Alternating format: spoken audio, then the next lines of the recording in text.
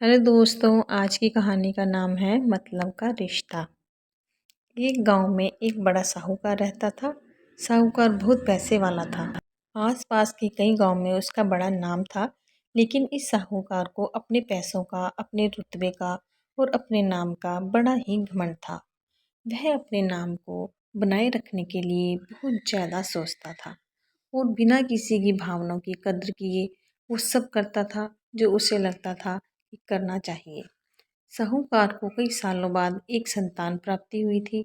साहूकार ने अपने इस खुशी को मनाने के लिए अपने घर पर एक बहुत बड़ा कार्यक्रम रखा, जिसमें उसने आसपास के गांव के सभी श्रीमंत लोगों को और सिर्फ ऐसे रिश्तेदारों को जो पैसे वाले थे बुलाया था। पास के ही गांव में साहूकार की खुद की सगी बहन भी रहती थी, क्योंकि इन दिनों उसकी आर्थिक परिस्थिति कुछ अच्छी नहीं थी। इसलिए उसने अपनी बहन को तक इस कार्यक्रम के लिए नहीं बुलाया। साहूकार ने जिस कार्यक्रम का आयोजन किया था वह इतना भव्य था और इसके अलावा उसमें इतने प्रसिद्ध और श्रीमंत लोग आने वाले थे कि इस कार्यक्रम की चर्चाएं हर गांव में होने लगी। यह खबर उस साहूकार की बहन तक भी पहुंच गई। बहन को यह जानकर बहुत ज़्यादा खुशी हुई। कितने सालों बाद उसके भाई को आखिरकार संतान सुख प्राप्त हो ही गया। बहन ने सोचा कि भाई की गलती से उसे इस बारे में बताना भूल गया होगा और अपनों को भला कोई न्योता देता है। भोली बहन ने अपने भाई के यहाँ उस कार्यक्रम में जाने की तैयारियां शुरू कर दी। जिस दिन वह कार्यक्रम था उस दिन बहन सुबह सुबह ही अपने भाई के घर जाने के लिए निकल पड़ी। रास्ते में अपने पुराने मैले कपड़े देख उससे ख्याल आया कि अगर किसी और के घर जाना होता तो मैं ऐसे कपड़ों में जाने की सोचती भी नहीं, लेकिन मैं तो मेरे अपने घर, मेरे मायके जा रही हूँ, वहाँ मुझे ये सब सोचने की कोई ज़रूरत नहीं है। जैसे ही वह अपने मायके पहुँची, वहाँ का भव्य आयोजन देखकर वह बहुत खुश हो गई और उसे अपने भाई पर बहुत गर्व हुआ। वहाँ पर वह जल्दी से जल्दी अपने भाई को मिलकर उसकी खुशी में शामिल होना चाहती थी। वह तुरंत सीढ़ियाँ चढ़कर घर के अंदर प्रवेश कर गई। उसने देखा कि उसका भाई मेहमान के तौर पर आए हुए सभी धन्यचे और नाम लोगों का स्वागत करने में व्यस्त थे। बहन जैसे ही अपने भाई की तरफ उससे मिलने के लिए बढ़ी, उसने भाई की नज़रें उस पर पड़ गई और अपनी बहन को ऐसे मैले पुराने कपड़ों में देखकर भाई ने उससे मिलना तो दूर बल्कि तुरंत बहाना बनाकर वहाँ से निकल गया। बहन ने सोचा, इतने लोगों में बेचारा अकेला भाई क्या करे, जरूर उसे कोई काम याद आया होगा, इसलिए वहां से चला गया होगा।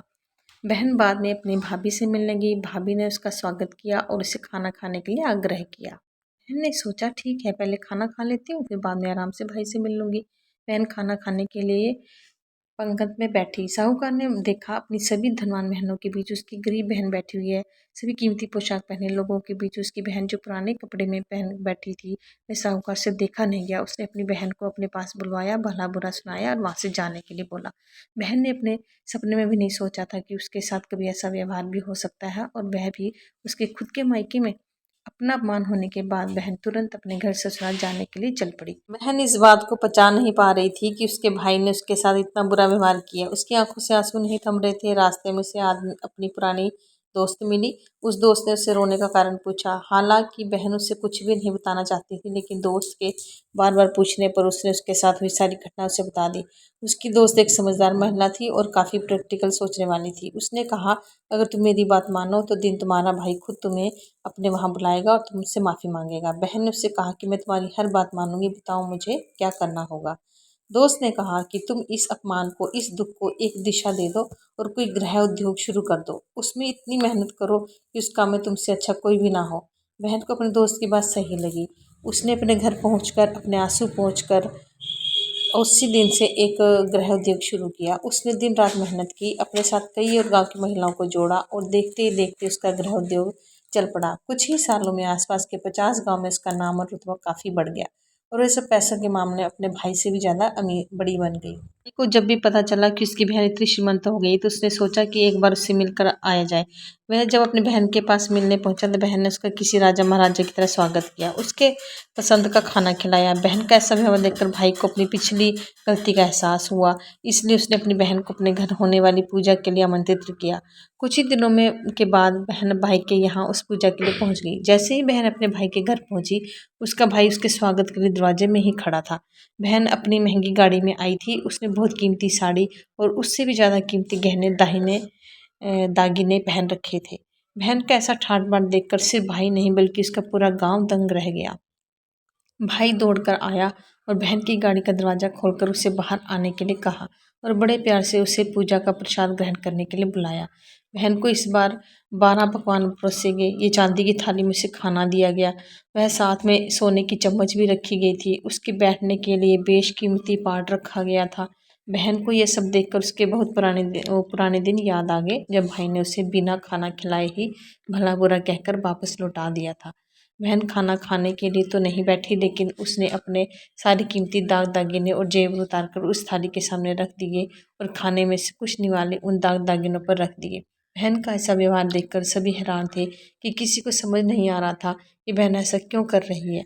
आखिर वह क्यों उन जेवरों को खाना खिला रही है।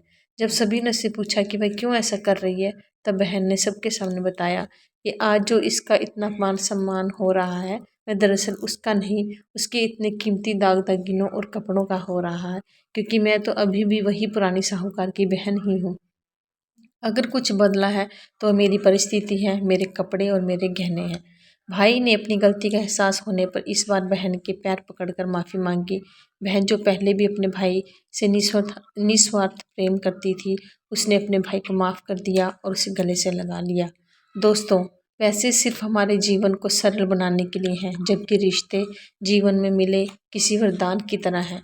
अगर उन्हें सच्चे मन से और निस्वार्थ भाव से निभाए जाए, पैसे खर्च हो जाएं तो आप बाद में भी कमा सकते हैं, मगर रिश्ते खर्च हो जाएं तो दुनिया का सारा धन भी आपको उन्हें वापस नहीं दिला सकता। धन्यवाद दोस्तों।